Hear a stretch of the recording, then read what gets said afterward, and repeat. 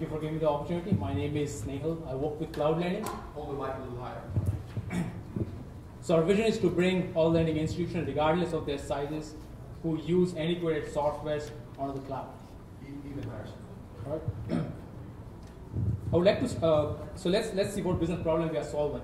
I would like to start by raising a question that how connected you think you are with your lender. Do you know someone real at your bank? Can you do an ad hoc web meeting with your bank representative? Can you even tweet a complaint and expect a real-time response from your bank? Well, like most of us, would agree that we are disconnected with your lender. So today's banks, they care about their borrowers more than ever. They want to bring a real borrower-centric lending experience, but today's technology is not borrower-centric. As a matter of fact, it's inflexible, not borrower-centric, it's not innovative, and it does not exhibit any social intelligence. So that's why we started Cloud Lending. We are revolutionizing the back office systems for financial institutions. We do everything that a traditional back office system like Oracle is supposed to do, but in addition, we are built on Salesforce Cloud to use this rapid development engine. We are extensively focused on borrowers. Everything is borrower-centric, and we are 5 times more flexible and 5 times less expensive than our competition. Here's a team with an enterprise DNA. We have more than 25 years of combined experience doing this for Oracle. We build financial systems for Oracle. The founders, I and my co-founder Darpan, received CS graduate degrees from Carnegie Mellon, and we have Mukul, who was the ex-director with Oracle Financial Services, has experience of around 20 years now. We are 20 employees with 5 full-time employees in the US and 15 in our offshore center in India. Let's talk about the market opportunity. Here's a snapshot of how much money gets spent by just non-banking lending institutions in the US. Talking about $25 billion gets spent annually by non-banking lending institutions. We're not even talking about banks here. And to complement that, here's a Gartner survey that suggests that more and more back office applications are going to be moved onto the cloud going forward. So 75% of CIOs in this survey think that by 2020 they'll be moving all of their apps onto the cloud. We started in November 2012, and last year we won bids against while competing against likes of Oracle and Pfizer. We have 24 customers globally with average revenue from each customer around 50,000 USD. We have half customers in the US and you see the other half spread rest of the world. Here are some of the financials. In November 2012, we raised $250,000 at $1.75 million valuation. Last year alone, we signed around 1.1 million worth of contracts. Our current revenue rate is 550,000 USD. We started with 4 full-time employees. Our revenue is going up, and we are today 20 full-time employees. And we're looking to raise 1.2 million as our next round of funding.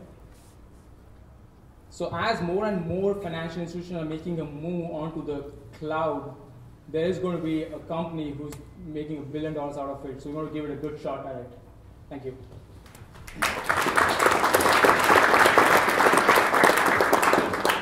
Questions? Is this all back office? In other words, the interaction with users are the lenders themselves as opposed to the consumer-facing aspect of this? That's right. It's back office. It's meant for serving a bank or a lending institution. So their employees will be direct users of the system. But it has a focus on borrowers. For example, we have a feature through which Twitter can be used as a customer service portal. So the end borrower can just tweet a complaint and it gets routed to a bank rep, and he can start an ad hoc meeting and expect a real-time response. And typically in many cloud or SaaS businesses, you get success. Salesforce did this earlier in smaller customers, then you move up to larger. So how would you describe your sort of easy target market, the customers you have now? Sure. And where's the break point where it would be harder for you to compete with an Oracle? Got it. So the low-hanging fruit for us right now is the SMB space. Like hands down, we actually get them quite easily. You don't even have to try harder because we take care of the compliance and we are extremely flexible, like truly flexible, which they really love. Our next target is credit unions and smaller banks. But I think once we start to move and target commercial banks, that's where we're going to have real problem. And I think our strategy is going to be we're going to just pluck out the borrower focused piece of it and start offering a service to commercial banks even earlier than we think we can do it, perhaps next year or so. And that would be our strategy to put our foot in the door and then go from there. Alan? Yeah. Do you have a sense for the switching costs that you're going to face? Away from Forge.com? Well, yeah, from somebody who currently has Oracle or currently has Pfizer. Oh, I see. Okay, great. I can give you an example of one of our customers. So they were on Pfizer before, and they actually moved to our application. One of the name is Encore Capital. They are one of the publicly traded companies in the US. Which company? Encore Capital. Encore, yeah. They're into debt recovery space. Yes, middle market debt. Exactly. So they are our biggest customer, and then they moved away from their on-premise system onto ours. And I think initially that there is some cost to them, but I think long run they expect to save a lot of money. Okay, turn around, please. Paul's got a question. Yes, and I want to address this before we get to feedback, because I feel like there's something a little bit disconnected in your message, particularly in your response to Commissioner. You're talking about selling to the bank. Right. You're talking about borrower-centric. I don't know what that means, but I do know, go back to the beginning of your presentation, do I know my lender, can I tweet my lender, and can I get them on video? So I guess they're low-ball questions, because the answer to all those is no. Right. And your pitch to the bank is you need to be able to offer this ability to your customers. That's right? And we will help you provide that. And that's what you mean by borrower-centric. You'll set up systems that are forward-facing. That's right. When you describe those, see, what really resonated was your last answer. We help them with compliance, because compliance is all caps. That's a big deal. Right? Now, also, we're going to help your customers tweet you with problems. As a banker, I wouldn't say, oh, I got to get on that horse right now. What's it cost? And as a customer, I'm not sure what I'm tweeting to my banker. Hey, I made my damn payment, stop calling. Okay. And the bank's going to tweet back, well, who are you? I'm going to put in my account number? Yeah, I'll give, but perhaps that, yeah, I see where you're going. I don't, so that's great. I'm just expressing general confusion about the messages of what's saleable. So my point is, what is the thing that the banks like best about what you're doing? And I heard compliance, and if that's the biggest one, the feedback will be get it in. So is that the answer? The flexibility and the compliance is definitely our, the USPs. What's flexibility? Meaning, so like you said, so we have customers across the globe, and lending institutions are governed by the banks, and they have different requirements. You can't just take one product and expect it to work in each geography. There has to be some changes to be made in order to be, adherence to the regulatory bodies. Okay, good. That's it. Okay, we're going to switch the feedback so we can keep the microphone to Alan. We'll start over here. Just hand the microphone to Alan, please, because it's non-rebuttal. And we'll go with Eric, Paul, Mitchell, and Alan. Eric, please.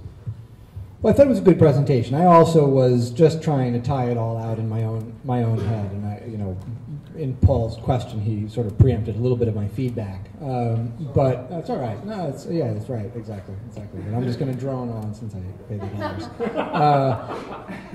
I think your initial premise was that bankers these days are all about customer and borrower-centric behavior, but they don't have the tools or the systems that allow. I would challenge that a little bit. I'm not sure that's right. I think Paul's question was exactly on point, which is what, other than compliance and sort of back office solutions and enabling cloud, data capture and communication, what is the real pain point you're solving for the lender? It's not, I'm quite sure, to be able to capture all of the non-direct communications. Banks, there's no way in the world banks are ready to staff up video calls with every borrower that wants to talk to them.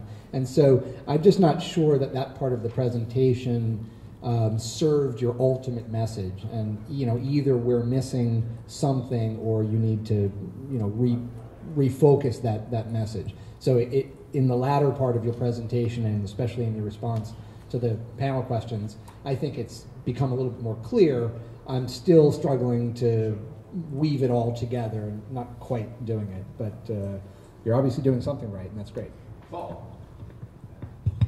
Yeah, I'm completely unwoven, but there are some great things in there. First of all, we love revenue, so the fact that you have the validation of not just a paying customer, but a bunch of paying customers in a bunch of different jurisdictions, that's saying something. And the great presentations, I think, take the sales pitch to the customer and get those selling points in. We approach the bank and we give them the following things. The tweeting thing, I made fun of that a little bit. It's not really the potent part of what you can do and why you make the sale.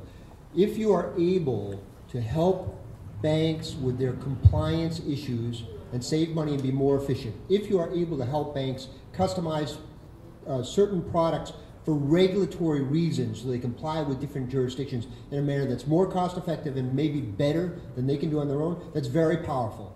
When you're in there, you may also have other little modules. You can have the tweet module and the video module or whatever.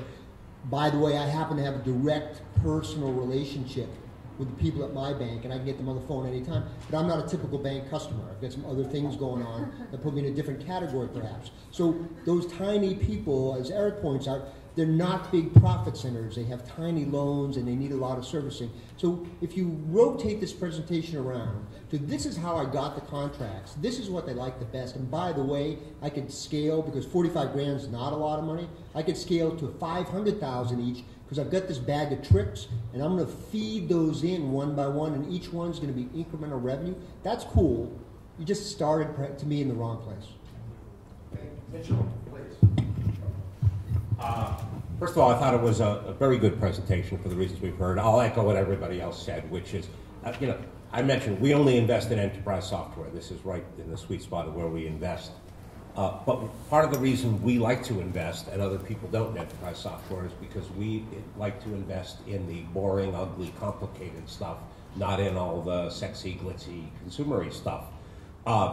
And so the back office part of this is something I understand. And you did not make the classic pitch to investors of this transition that really Salesforce.com started and that continues, and just look at the IPO market for enterprise software as a service companies, is this disruption that cloud SaaS companies have in undercutting the established dominant legacy players, in this case perhaps Oracle or Fiserv. And that's a very compelling, well-known phenomenon that's been successful over and over and over again. It continues to be. It's simple, every investor understands it, and that's the point you didn't really make in this presentation, but which I think is very powerful. Yeah, I agree with Paul that revenue cures most ills, right? So this is really, really interesting just from that standpoint alone. My big concern would be how many encore capitals exist in this world, right? So that's where I would like to do some more research, and actually very interested in this. I'd like to talk to you afterwards.